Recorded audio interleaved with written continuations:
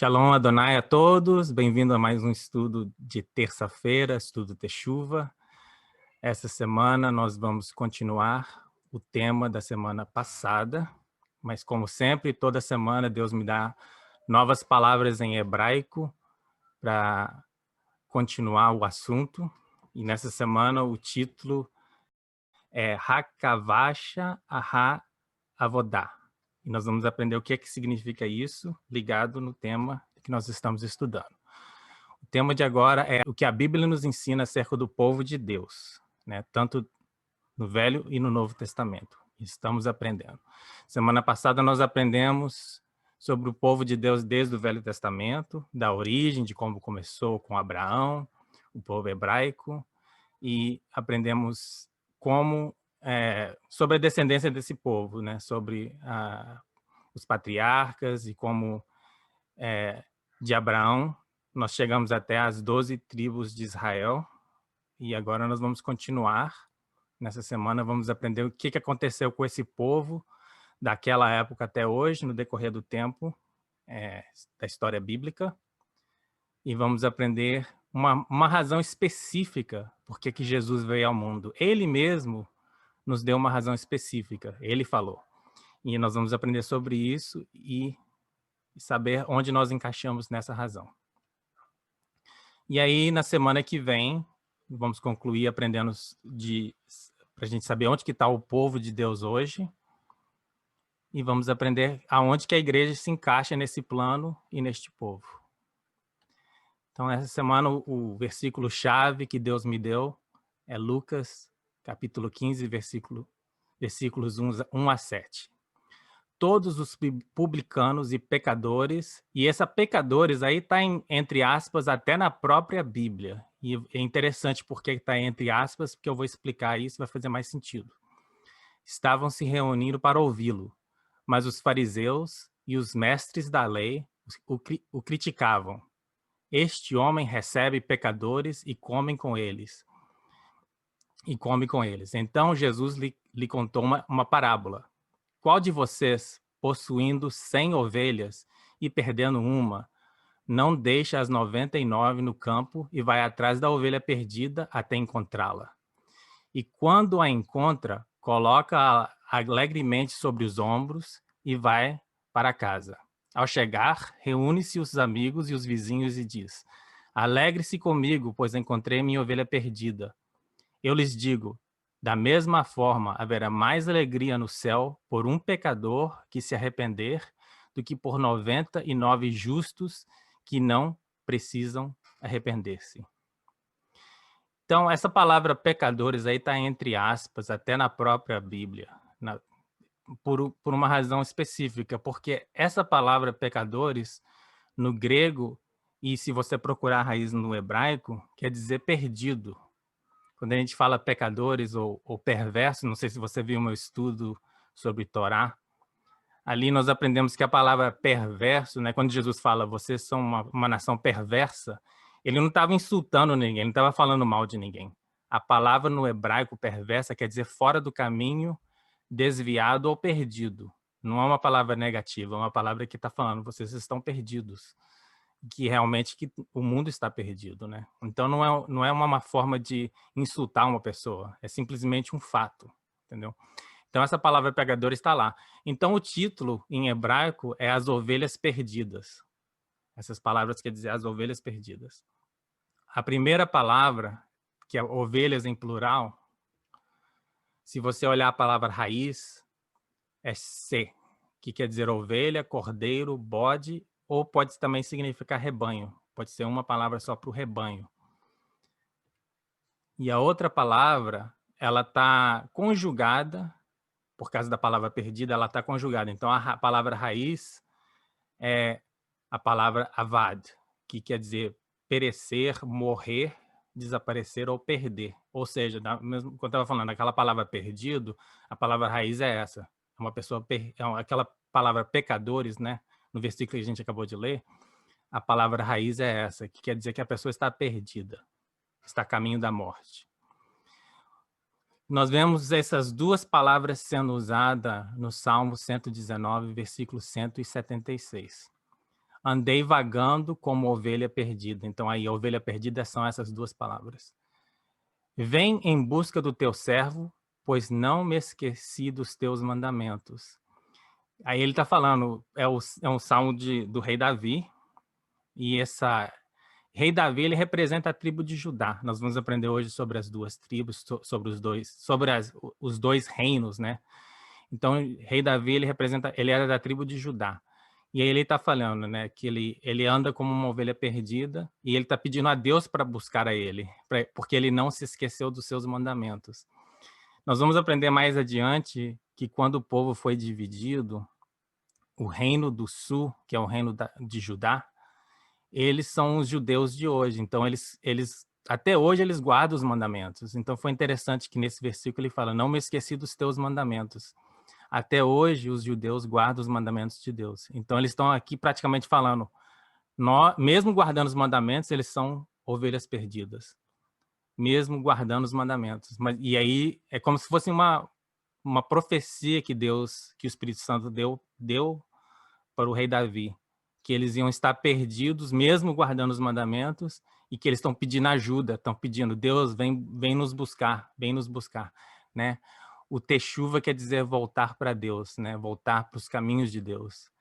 E o teshuva, esse verbo é tanto para a igreja como para os judeus, né? Porque a palavra diz que nos últimos dias, Deus vai chamar novamente o seu povo, vai chamar as suas ovelhas, e todos nós vamos voltar para Deus, todos nós vamos fazer o teshuva, né? É isso que Deus tem me mostrado. Então, quem são as ovelhas perdidas e por que elas estão perdidas? Claro que, como sempre, né, o ser humano, quando qualquer coisa da Bíblia, a gente pensa que tudo é nosso, né? Nós somos egocêntricos. A gente acha que tudo que está escrito na Bíblia é para nós, sou eu, né? Mas nós vamos aprender o que a Bíblia diz que são as ovelhas perdidas, não o que a gente acha. Né? A Bíblia nos ensina que, de certa forma, sim, nós somos ovelhas perdidas, mas a Bíblia é bem específica e é isso que nós vamos aprender hoje. Quando está falando das ovelhas perdidas, está sendo específico na palavra. Então, a gente vai ver toda a história bíblica e história humana para a gente aprender quem que são as ovelhas perdidas. Eu vou te falar na Bíblia, na arqueologia, na história humana, quem são as ovelhas perdidas. Então vamos lá, gente. Essa parte vai ser um pouco longa, mas aguarde, porque vai valer a pena. Nós precisamos de aprender e estabelecer quem realmente é o povo que Deus está falando quando ele está falando sobre as ovelhas perdidas. Então vai ser um pouco longo, mas eu acho que é necessário para a gente mostrar na Bíblia, na história e na arqueologia quem é as ovelhas perdidas, conforme diz a Bíblia, conforme ensina a Bíblia. Então, começando com o reino de Israel. Como que começou o reino de Israel? Nós sabemos que Israel, como pessoa, ele existiu na história. E ele teve 12 filhos, e os descendentes dos 12 filhos de Israel se tornaram as tribos de Israel. Isso todo mundo já sabe, já entende. Mas não existia uma nação chamada Israel. Até quando o povo pediu a Samuel um rei, eles queriam ser como as outras nações, como os outros povos. E ele insistiu e pediu a Samuel um rei. Foi quando eles escolheram o rei Saul. Isso aconteceu na história humana entre 1080 até 1010 antes de Cristo. E nós podemos ver o versículo de referência em 1 Samuel, capítulos 9 e capítulo 10, que conta a história de como isso aconteceu. Infelizmente, não dá tempo da gente ler todos os versículos aqui durante o estudo, seria muito longo, mas você pode depois rever o estudo, dar pausa e, se você se interessar, se aprofundar mais no assunto, você pode ler os versículos que eu coloquei como referência aqui. Mesmo estando debaixo de uma só nação, debaixo do rei Saul, o povo, as tribos ainda não estavam unificadas. Isso aconteceu com a vinda do rei Davi. Quando o rei Davi se tornou o rei de Israel foi quando as 12 tribos se uniram debaixo do reino dele. Isso aconteceu em 1035 até 970 a.C. E você pode ler como isso aconteceu na história bíblica no segundo livro de Samuel, capítulo 5, versículos 1 a 12. Deixei mais uma vez como referência. Continuando a história bíblica, nós sabemos que Salomão, que é o herdeiro do rei Davi, ele iniciou seu reino nos caminhos do Senhor, seguindo as instruções de Deus, o Torá, mas por causa de nações circunvizinhanças, que ele se uniu através de esposas e de concubinas das nações de Tiro, do Egito, Sabá. Essas mulheres trouxe com elas costumes e os deuses que elas adoravam para o reino de Deus. E através disso foi corrompendo o coração do rei Salomão. E ele começou a se desviar dos caminhos do Senhor. E com ele também começou a nação a se desviar, porque nós sabemos que a nação sempre segue o exemplo do seu líder, do seu rei.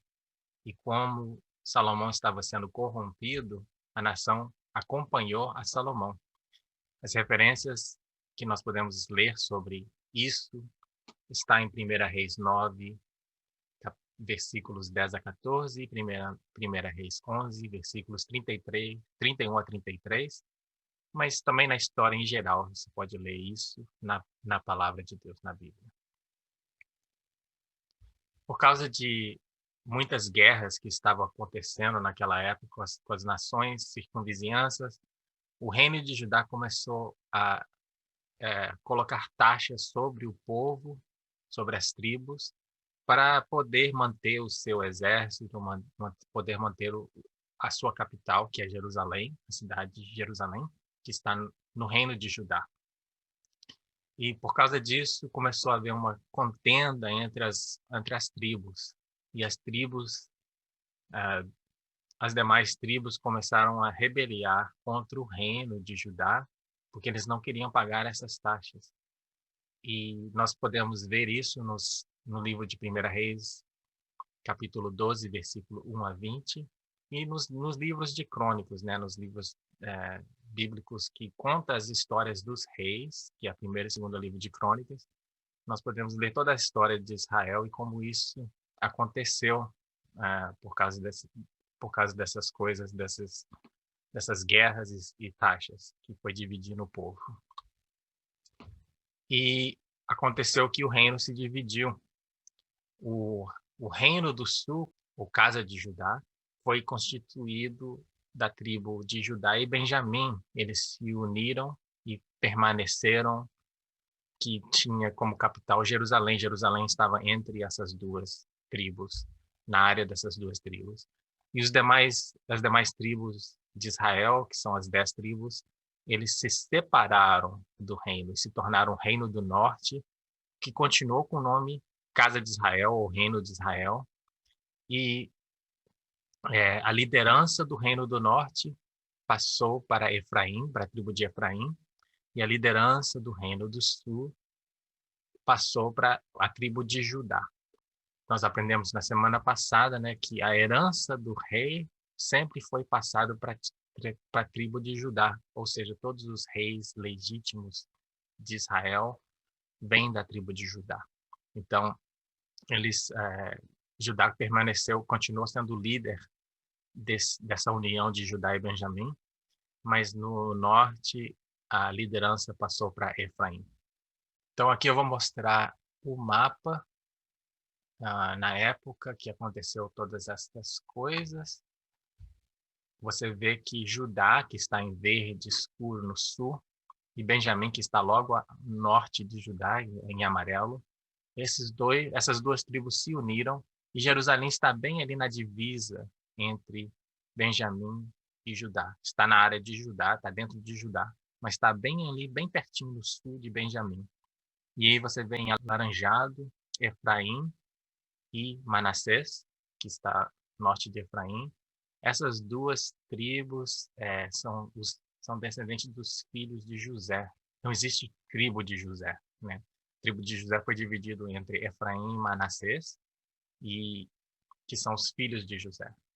O interessante de tudo isso que vale a pena a gente falar é que os judeus até hoje, eles estão divididos e esperando o Messias. E muitos deles acham que o Messias vai vir, vai ser descendente da tribo de Judá, e outros pensam que eles vão ser descendentes da tribo de José, ou seja, Efraim ou Manassés. E o mais interessante e o mais lindo, como sempre, Deus às vezes ele cumpre profecias duplas, que Jesus ele cumpriu as duas quando ele veio. Da parte da pai e da mãe, né, a linhagem dele vem tanto da tribo de Judá como descendente de José. Como sempre, Deus maravilhoso, ele cumpre a palavra dele, às vezes de forma que a gente nem espera, né? Os judeus não reconheceram ele, mas como foi profetizado que nos últimos dias Deus ia chamar o seu povo de volta e ele reuniu o seu povo. Hoje tem número recorde de pessoas, né, do reino de Judá, ou seja, os judeus, que estão reconhecendo que Jesus Cristo é o Messias, que Jesus Cristo é o Messias prometido e que eles agora estão começando a reconhecer isso. Então, eu acho isso interessante como as profecias de Deus estão se cumprindo nesses dias. Agora, o reino, mesmo estando dividido, ele continuou prosperando. Entre 876 a 746 a.C., o reino continuou prosperando mesmo estando dividido. Eles encontraram uma tábua, né? uma tábua na arqueologia com inscrições falando sobre isso. Essa tábua tem aí uma escultura do rei Salmaneser III da Assíria, e o que está escrito nessa tábua, as inscrições, quando foram traduzidas, né, esse rei ele fala que Israel tinha um exército enorme naquela época. Fala até o número de cavalos, o número de soldados que ele tem, elogiando como esse povo era forte naquela época. Então, eles continuaram prosperando.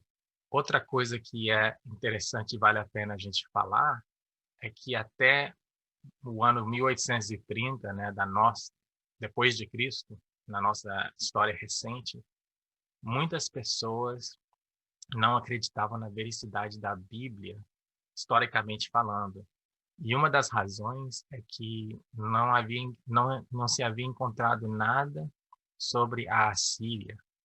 E a Bíblia fala muito sobre esse povo, mas arqueologicamente falando não existia nada que podia comprovar que esse povo existia. Mas no ano 1830, um arqueólogo da Inglaterra chamado Austin Layard fez uma grande descoberta na área de Nínive. E hoje, por causa da descoberta dele arqueológica, existem milhares de artefatos da Assíria no Museu de História da Inglaterra. Inclusive, se um dia Deus me permitir, eu quero ir lá visitar para ver. Mas agora existem centenas, milhares de provas, artefatos, coisas físicas que nós podemos ver, tocar, que fala sobre a Assíria, que comprova muitas das histórias bíblicas. Né? Como eu disse, que nesse estudo eu queria mostrar para vocês na Bíblia, mas também na história humana, na arqueologia, coisas que nós podemos ver, aprender, estudar, que comprovam as coisas que aconteceram com esse povo e também que vai mostrar para você quem são essas ovelhas perdidas. Debaixo do rei Ezequias, que era o rei do sul, né, da tribo de Judá, Judá continuou se fortalecendo, mas ao mesmo tempo que isso estava acontecendo, estava forçando o reino do norte, o reino de Israel, a se tornar sujeito às outras nações. Né? Naquela época, o reino da Assíria era um reino potente, um reino muito forte. E eles começaram a oprimir o povo do norte. Né? A Síria está ao norte desta área que a gente está falando. Então, obviamente, se eles vão invadir Israel, se eles querem invadir Jerusalém, Israel, eles vão começar do norte, né? Então, eles começaram a atacar o povo, a casa de Israel, o reino do norte, com frequência e começaram a oprimir o povo de Deus. A gente vê em 2 Reis 24 falando sobre isso. E na história e na arqueologia a gente vê prova disso também, né? Eles encontraram um obelisco negro, um obelisco preto, que mostra muita história da Assíria, o que estava acontecendo. Eles escreviam as histórias, isso para eles seria como um livro de história, né? Eles escreviam as histórias deles nas paredes, nos obeliscos, nas pilastras, em tabletes, em tábuas, né? Tábuas de pedra. Então tinha várias esculturas e inscrições nesse obelisco, falando da história da Síria. Em uma das partes desse obelisco está mostrando um rei, o rei do reino de Israel do norte, Jeú, se prostrando e pagando tributo ao rei Salmaneser III da Síria. Então a gente aqui tem uma foto mostrando isso, essa pessoa prostrada e se prostrando diante do rei da Síria é uma foto do rei Jeú, que era o rei do reino de Israel do norte. E você vê no que está escrito ali em cima, quando foi traduzido, conta essa história, mostrando como o rei da Síria tinha poder sobre o reino de Israel do norte. Eles estavam sujeitos a eles. Eles estavam tentando pagar tributo para diminuir a opressão que eles estavam sentindo desse povo, com medo de serem conquistados por esse povo. Então, eles estavam tentando amenizar o problema, pagando tributos para eles, sendo sujeito a eles.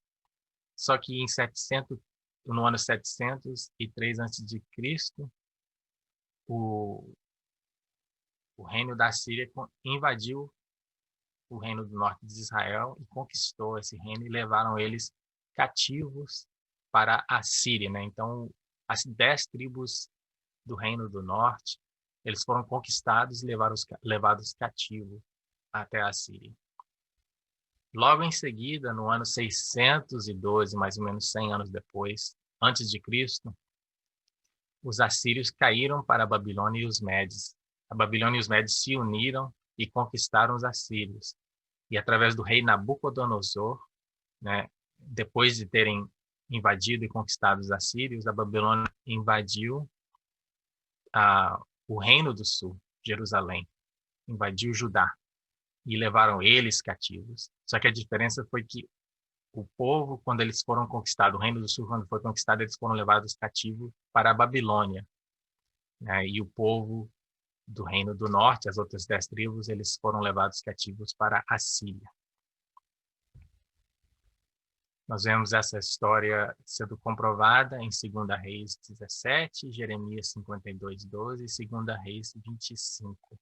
E também havia várias profecias falando que isso ia acontecer e realmente se cumpriram, né? Entre o ano 612 e 582 a.C., a Babilônia continuou invadindo e destruindo o reino de Judá, até que a cidade se tornou uma cidade fantasma, uma cidade vazia. Não havia nenhum morador ou poucos moradores que permaneceram lá. O resto foram tudo levados como escravos, foram levados cativos para o reino da Babilônia, né? É ali que a gente vê as histórias de Daniel e de Sadraque, Mesaque e Abednego na Babilônia. Pouco tempo depois, nós vemos na história bíblica que a Pérsia, debaixo do rei Ciro Grande, conquistou a Babilônia e depois de algum tempo ele libertou os cativos de Judá, ou seja, os que estavam presos na Babilônia, do Reino do Sul, eles foram libertos e voltaram para a terra deles, né, para Israel. Então essas duas tribos, né, que era o Reino do Sul, Judá e Benjamim, voltaram para Israel, voltaram para Jerusalém. E a gente vê isso tem vários versículos que mostram o que aconteceu com esse povo, tanto profético, mas também históricos, né, que você pode ler nesses versículos. Foi aí que, através de Neemias, a muralha foi reconstruída, em Jerusalém foi reconstruído e o templo foi restabelecido. É esse templo aqui que eles fizeram uma maquete mostrando que era o templo que foi reconstruído. É conhecido como o segundo templo, e é o mesmo templo que nosso Messias, Jesus Cristo, caminhou e viu com seus próprios olhos, né? O templo que estava da época de Jesus. Foi reconstruído por Neemias, você lê isso, né? Na história bíblica em Neemias 1, versículos 1 a 7, Neemias capítulo 2, versículos 1 a 20, e Esdras, capítulo 3, versículos 7 a 13, conta a história de como eles reconstruíram a muralha e reconstruíram o templo, o segundo templo. Agora, nós temos um historiador muito famoso, o nome dele é Flávio Josefo, e ele escreveu a história em geral, né? Ele é um historiador daquela época, e ele escreveu a história em geral, mas ele escreveu vários livros sobre a história dos israelitas, escreveu sobre a história de Israel. No seu 10º livro, no capítulo 9, ele escreveu a seguinte frase: o corpo inteiro do povo de Israel continua nessa região, onde as duas tribos, Judá e Benjamim, se encontram, que é nas regiões da Ásia e Europa, e sujeitos a Roma. No seu 11º livro, capítulo 5, ele citou que as 10 tribos estão além do Eufrates, que é o rio Eufrates, até agora. Seus números são imensos e o seu número é incontável. Ou seja, ele está falando ali que o povo das 10 tribos não voltaram para Jerusalém como as demais, como a tribo de Judá e Benjamim voltaram para lá e eles estavam sujeitos a Roma. Mas as demais tribos, as 10 tribos, eles não voltaram, eles foram para além do Eufrates e eles se multiplicaram de uma forma que são incontáveis, né? Interessante que isso é exatamente o que Deus prometeu para Abraão. Ele fez uma promessa para Abraão que o povo dele seria incontável, como as estrelas são incontáveis, e que ele ia espalhar e abençoar a terra inteira através do seu povo. Ele nunca falou que ele ia abençoar um local, ou abençoar um povo, ou só um local específico. A promessa que ele fez para Abraão é que ele ia espalhar o povo dele e que seria incontável. Então aqui nós temos um histórico, uma pessoa que escreveu a história de acordo com o que ele viu, né? Ele inclusive escreveu sobre Jesus, é uma das poucas referências fora da Bíblia que comprova a Bíblia, né? Então ele é muito famoso e a gente pode ler sobre o que aconteceu com essas 10 tribos através do que ele escreveu. Então aqui tem uma foto daquele mesmo site do Café que mostra mais ou menos tudo que eu acabei de falar, né? Mostra o rei Saul, Davi, as 12 tribos, e aí quando eles se separaram e toda a história. Então foi aqui que teve a divisão do reino, que eu estava falando. Aí mostra todos os reis do norte e todos os reis do sul. Esse é o povo de Israel de hoje. Então, como o povo de Judá, do Reino do Sul, que voltou para Jerusalém, é o que a gente chama de judeu hoje. É o Israel que a gente vê hoje, é a nação, né, dos judeus. Mas é só 2 tribos, é a tribo de Judá e Benjamim. Então, o que aconteceu com esse povo aqui? Esse povo é as ovelhas perdidas, são as 10 tribos que nunca voltaram para Jerusalém. Eles se espalharam pelo mundo, assimilaram com as nações que eles estavam, né? A Bíblia mesmo ensina sobre isso. Isso é coisa assim que o povo da época, eles era um fato, era coisa assim, igual quando eu falo hoje, por exemplo, se eu falar para vocês dos ataques terroristas de 2001 que aconteceu nos Estados Unidos, todo mundo conhece a história. É uma história,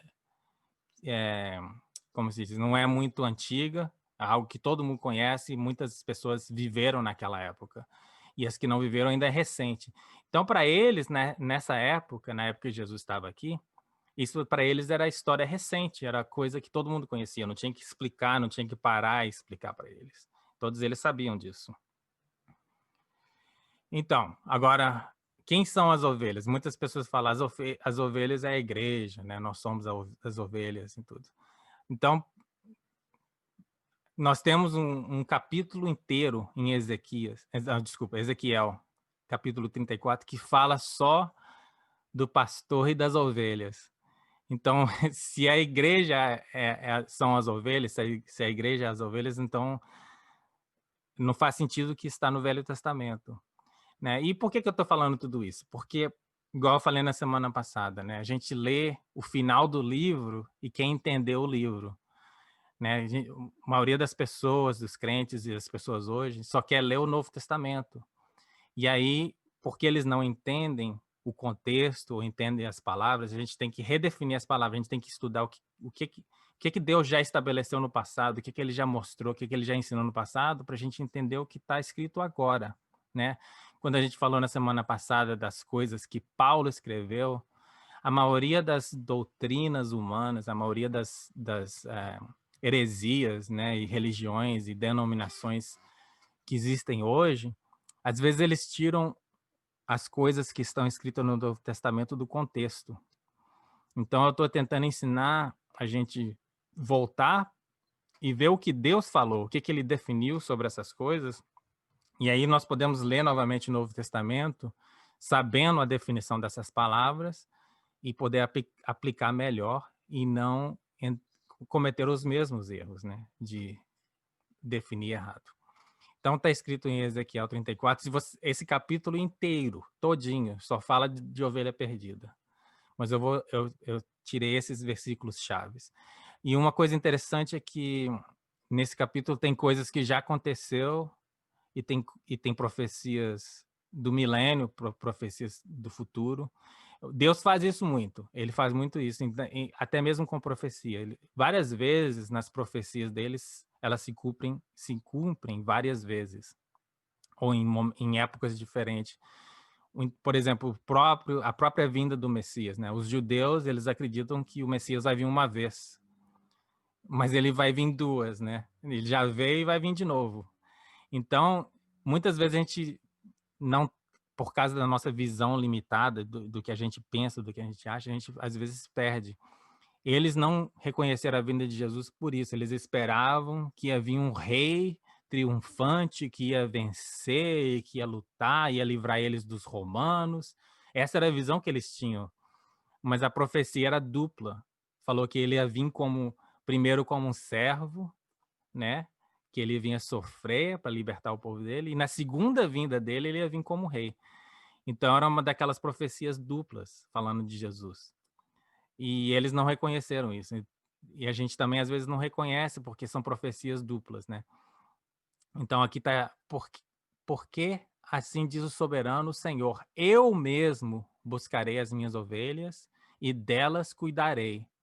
Assim como o pastor busca as ovelhas dispersas quando está cuidando do rebanho, também tomarei conta das minhas ovelhas. Eu as resgatarei de todos os lugares para onde foram dispersas num dia de nuvens e de trevas. Tá vendo? Foram dispersas, esse povo que foi espalhado. Eu as farei sair das outras nações e as reunirei, trazendo-as dos outros povos para a sua própria terra, e as apacentarei nos montes de Israel, nos vales e em todos os povoados do país. Tomarei conta delas numa boa pastagem, e os altos dos montes de Israel serão a terra onde pastarão. Ali se alimentarão no rico pasto nos montes de Israel. Eu mesmo tomarei conta das minhas ovelhas e as farei deitar-se e repousar. Palavra do soberano, o Senhor. Procurarei as perdidas e trarei de volta as desviadas. Enfaixarei a que estiver ferida e fortalecerei a fraca, mas a rebelde e forte eu destruirei. Ninguém quer escutar. Então, mesmo que você seja ovelha, cuidado. Se você for uma ovelha rebelde e forte, que acha que você tem força em si mesmo, ele fala que vai destruir. Apacentarei o rebanho com justiça. Ele é justo, ele faz justiça. Então, a gente vê aí, quem que é as ovelhas? Né? Quem foi que eu acabei de falar. O povo que foi levado cativo, as 10 tribos que foram levados cativos pelos assírios, eles nunca voltaram para Israel, eles foram espalhados pelas nações. Ele está falando, Deus está falando, eu farei sair elas das outras nações e as reunirei, trazendo de outros povos para sua própria terra. E isso que eu estou falando, isso aí é profético, mas é profético do milênio. É o que está acontecendo agora, na verdade. Nós estamos vendo essa profecia acontecer agora. Deus, o plano dele sempre foi esse. Ele espalhou o povo dele sobre a terra para abençoar a terra toda. É o que ele disse, foi a promessa que ele fez para Abraão. Ele falou que eu vou abençoar o mundo inteiro através dos seus descendentes. Então era plano dele desde o começo. Tudo o que aconteceu foi plano do Senhor, né? Ele queria espalhar o povo dele sobre a terra e agora ele está chamando de volta, né? Eu estou vendo, eu estou ligado muito com o povo judeu agora. Estou conversando com muitas pessoas que são judeus e agora acreditam que Jesus é o Messias. Então são judeus messianos que a gente chama, né? E esse povo fala, olha, a minha vida toda, se você for em Israel até hoje e pedir a alguém o Novo Testamento em hebraico, eles vão olhar para você como se você veio de outro planeta, você veio de outro mundo, como não existe, isso não existe. Mas ele falou, por causa da internet, não tem mais como frear. Ele falou que os rabis, né, os religiosos, sempre frearam isso. A Bíblia deles, todo livro profético, tudo que fala sobre Jesus, ou que pode ser ligado a Jesus, eles tiram. A Bíblia deles não tem Isaías 45, não sei se você... A Bíblia em hebraico não tem Isaías 45, não tem nada que fala de qualquer coisa que pode mostrar para eles que Jesus era o Messias. Então ele era um povo que estava cego pelos próprios líderes religiosos, que não queriam aceitar. Mas ele falou, por causa da internet, agora não tem mais como frear. E eles estão... o povo de Israel, hoje, é o que mais usa a internet, é o que mais fica na internet. Então, por causa da internet, eles estão aprendendo a verdade, eles estão vendo essas passagens bíblicas que eles não podiam ver antes, estão ligando uma coisa com a outra. É o que Deus falou que ia acontecer, que nos últimos dias ele ia despertar, ia chamar as ovelhas dele de volta. Então, está tendo um número recorde de pessoas que estão se convertendo lá. E, ao mesmo tempo, está vendo um número recorde de pessoas evangélicas que não estão satisfeitos com como a igreja está andando, como o povo de Deus está andando, estão questionando por que não estão acontecendo os milagres que a Bíblia fala, por que está dando tudo errado. E tem muitas pessoas... Então, ou seja, ele está chamando as ovelhas dos dois lados. Está chamando a ovelha dos dois lados e está reunindo o povo dele. É o que ele falou que ele vai fazer aqui, nesse versículo, que ele vai reunir as ovelhas dele. Não, nenhum homem, nenhuma pessoa, nenhuma denominação, nenhuma religião, nenhum líder vai reunir o povo dele. Ele vai reunir o povo dele. Ele está chamando as ovelhas dele. Todo o povo viu isso e começou a se queixar. Está falando de quando Jesus ficou na casa de Zaqueu, né? Ele se hospedou na casa de um pecador, aquela mesma palavra, pecador perdido, a mesma palavra. E igual eu falei, o que está aí, entre aspas, aí, tá na própria Bíblia, não foi o que eu acrescentei, não. Mas Zaqueu levantou-se e disse ao Senhor, olha, Senhor, estou dando a metade dos meus bens aos pobres, e se de alguém extorquir alguma coisa, devolverei 4 vezes mais. Jesus lhe disse, hoje houve salvação nessa casa, porque este homem também é filho de Abraão. Tá vendo? O povo, até naquela época, até na época de Jesus, que eles estavam divididos, existia uma briga entre o povo judeu e as outras tribos. Eles não gostavam dos samaritanos, eles não gostavam nenhuma dos outros lugares que estavam ali na vizinhança. Eles achavam que eles eram pessoas perdidas, inválidas, que Deus nunca ia poder chamar essas pessoas de volta. E tem uma razão para isso. No Velho Testamento fala que Deus se divorciou desse povo. Ele se divorciou deles. E na própria lei fala que quando você divorcia, você não pode voltar atrás. Se uma mulher é divorciada, ela não pode voltar. Então eles falavam, na mente deles, por causa da lei, eles falavam, esse povo nunca mais pode voltar para Deus. Nunca mais pode voltar. E vai ser o próximo estudo, eu vou falar para vocês como que Deus, o que ele fez para eles poderem fazer isso. É a parte mais bonita do estudo, a terceira parte. E assim, é emocionante, é lindo demais o que Deus fez para poder reconciliar o povo dele com o Pai, né? Aí, pois o Filho do Homem veio buscar e salvar o que estava perdido. Tá falando mais uma vez, então estou falando, quando a gente aprende no contexto, o que Jesus estava falando?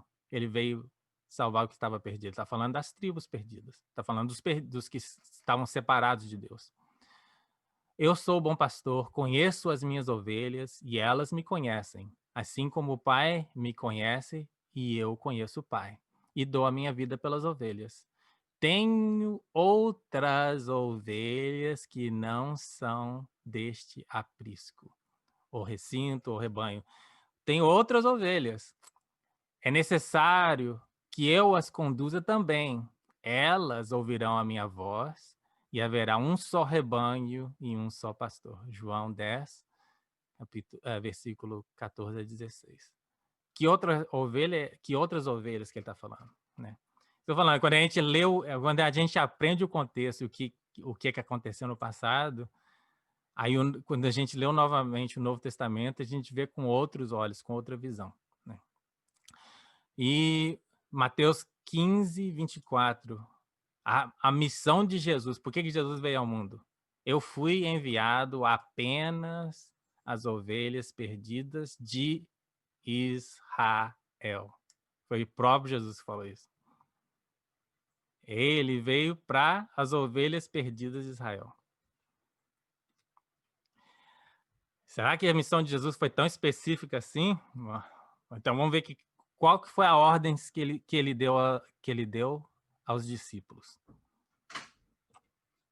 Jesus enviou os 12 com as seguintes instruções: não se dirija aos gentios, nem entre em cidade alguma dos samaritanos. Antes, dirijam-se às ovelhas perdidas de Israel.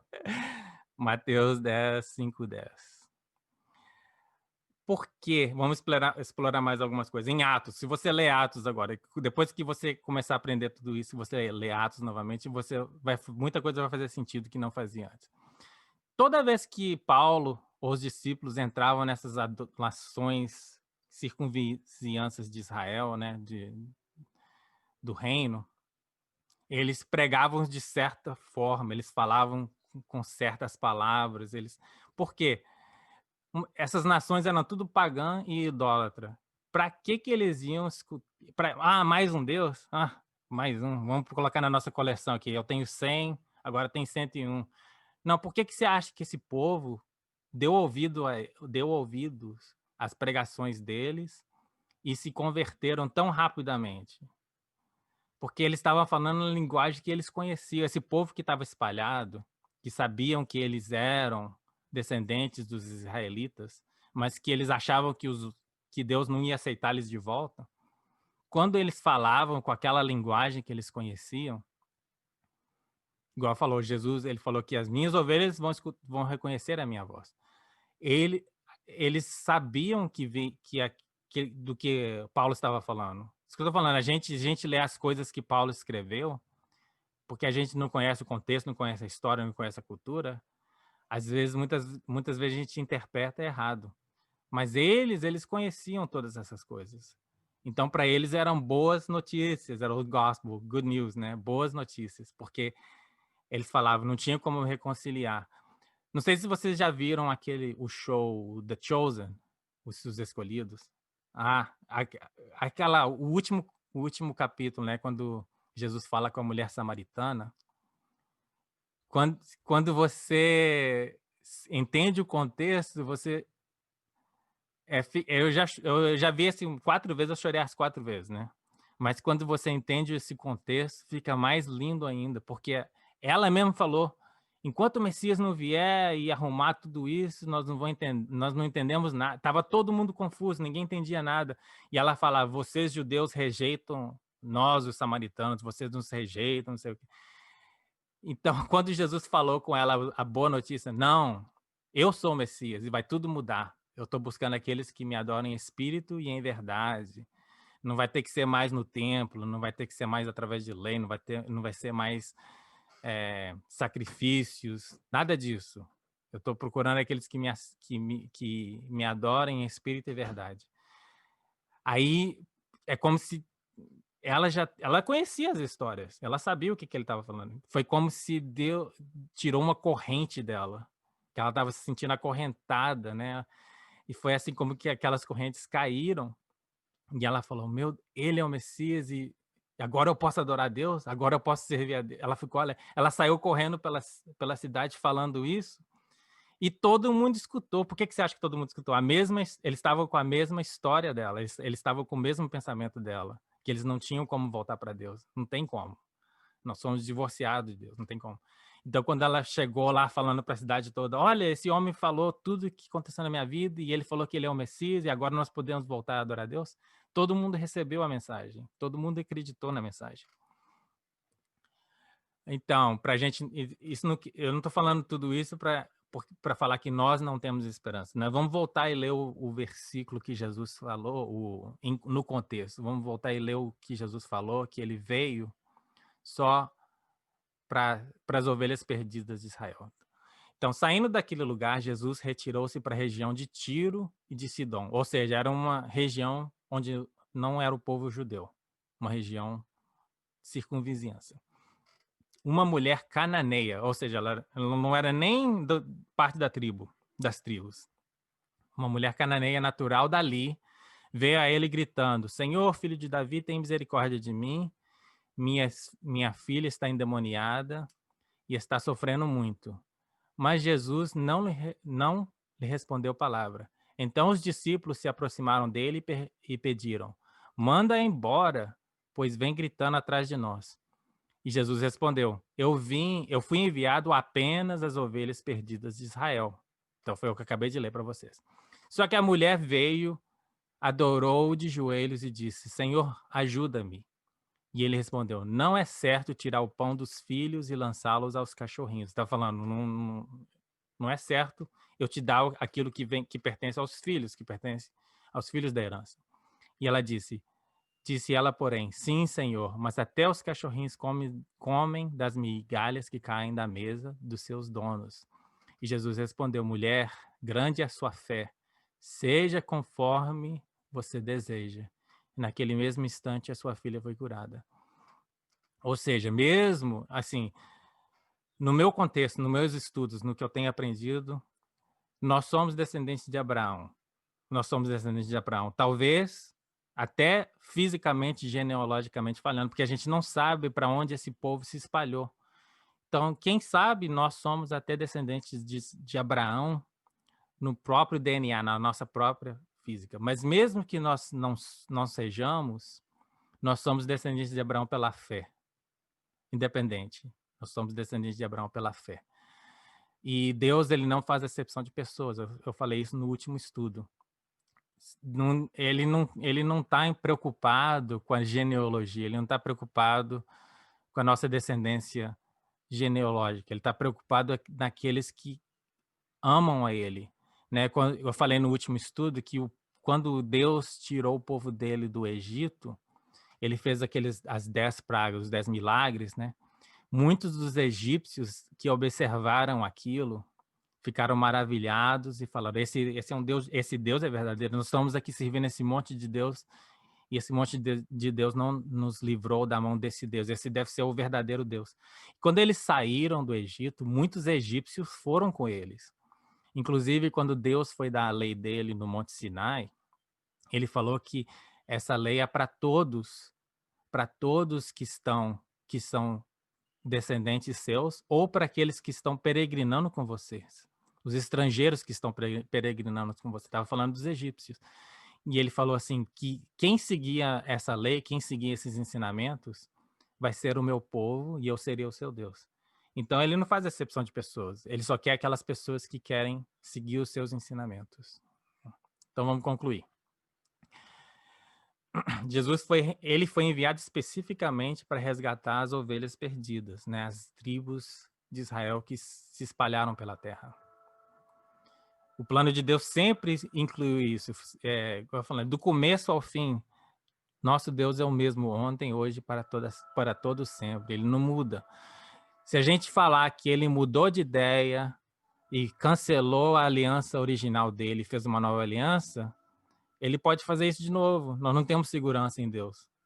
Será que amanhã ele não vai falar, esquece da igreja, estou cansado desse povo, vou fazer uma nova aliança com o novo? Não, ele não muda. A aliança que ele faz é perpétua. Ele não é homem para que minta ou homem para que se arrependa.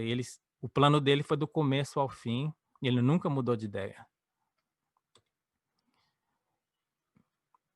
Por isso que a divisão do reino na terra foi até plano de Deus. Ele fez isso acontecer. Ele estava, igual eu falei, ele estava plantando, ele estava lançando a semente, o povo dele sobre a terra, e agora ele está fazendo a colheita. Agora ele está chamando de volta. Os hebreus, eles estão espalhados por toda a terra, né? E agora Deus está chamando. Não sei se eu sou hebreu ou não, se eu sou descendente desse povo lindo de Deus, mas de uma forma ou de outra eu falei, esse é o Deus que eu quero servir, é o Deus que eu amo e quero seguir. Então, ele mesmo disse, se você me chama de seu Deus e segue os meus mandamentos, segue os meus ensinamentos, eu sou o teu Deus. Então, ele está reunindo as ovelhas dele em um só rebanho, né? Tem várias profecias no Velho Testamento que fala que nos últimos dias que nós estamos vivendo, ele ia reunir os dois reinos novamente em um só reino. Todos que escutam a voz do bom pastor e o seguem são suas ovelhas. Então, eu sou a ovelha do Senhor, você é a ovelha do Senhor. Então, semana que vem nós vamos falar de onde está o povo de Deus hoje, que mais ou menos eu já entrei nesse assunto, e como que a igreja se encaixa nesse plano, né? Porque tem um plano da igreja, né? Os gentios, como a gente estudou. Tem a época dos gentios, a palavra de Deus é clara sobre isso, e nós estamos vivendo essa época.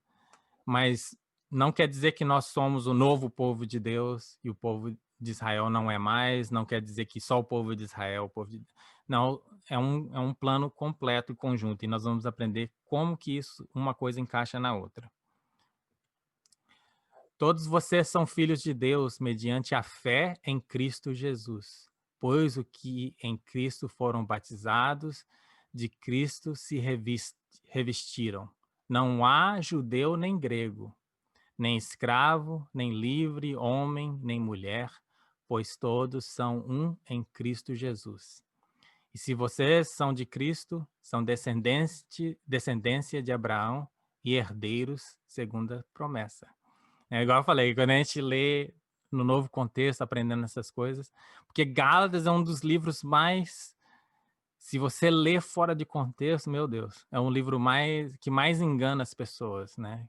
É o livro que as pessoas usam hoje para falar que nós estamos vivendo na época da graça, que você não precisa de fazer nada, que Jesus fez. O contexto é importante demais. No contexto da salvação, eu concordo 100%. Ninguém jamais foi salvo pela lei. E quando eu digo lei, né, a gente já aprendeu várias vezes. Lei foi mal traduzido também, na minha opinião, porque eu falei, quando você pensa em lei, é algo negativo, é algo que você só sofre consequências. E não é lei, a palavra é Torá, e a palavra Torá quer dizer ensinamentos. Então, quando a gente segue os ensinamentos de Deus,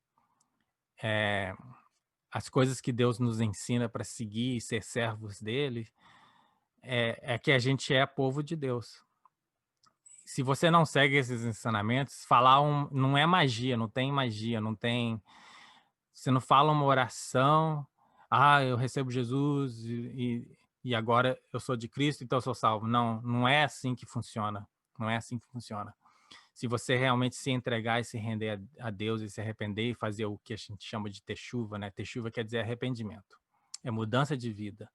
Você tem que negar a sua vida antiga e passar a viver a vida de Jesus Cristo. Se você não está fazendo isso, não se iluda e pense que você é ovelha de Deus ou povo de Deus. Então, quando você lê Gálatas fora do contexto, é isso que parece que Paulo está falando. Que a gente não precisa de fazer nada, que Deus já fez tudo. Igual eu falando, no contexto de salvação, sim, concordo 100%. Não é nenhuma obra que você possa fazer para ser salvo. Você não pode fazer nenhuma obra para acrescentar a salvação. E ninguém jamais foi salvo pela lei ou jamais será salvo pela lei.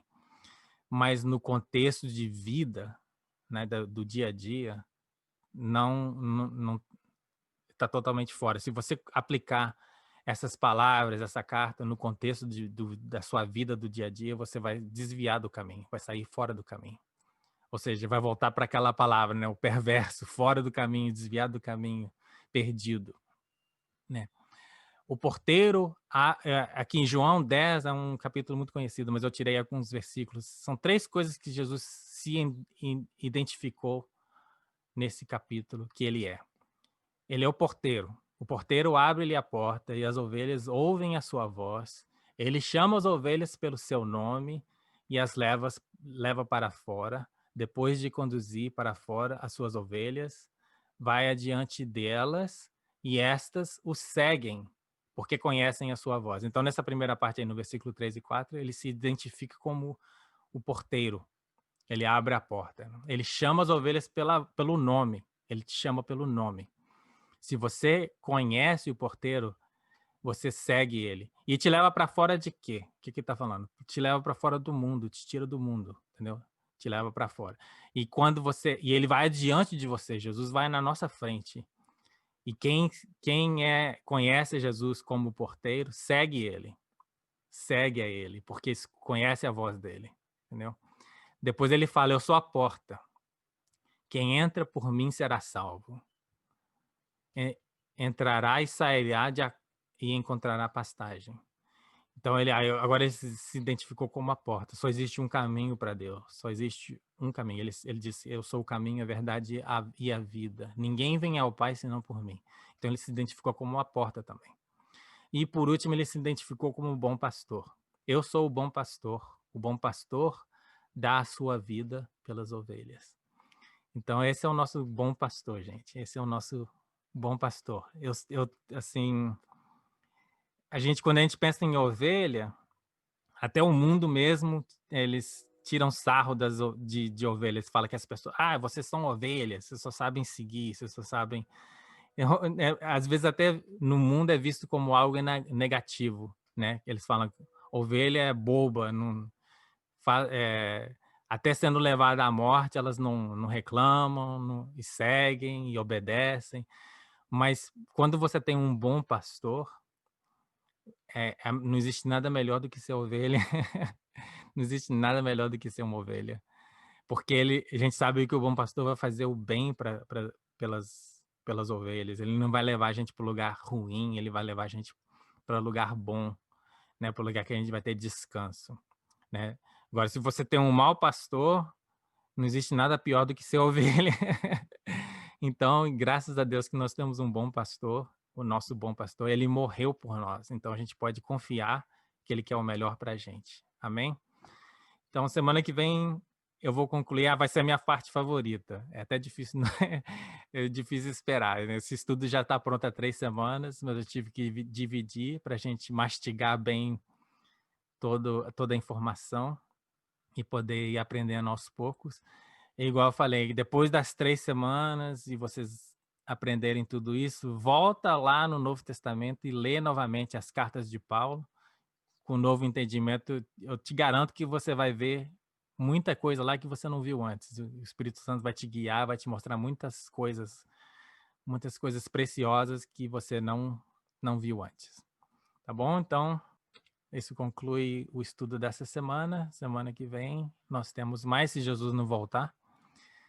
E a gente se vê até lá, então. Shalom Adonai. Fiquem na paz do Senhor e tenham uma boa noite.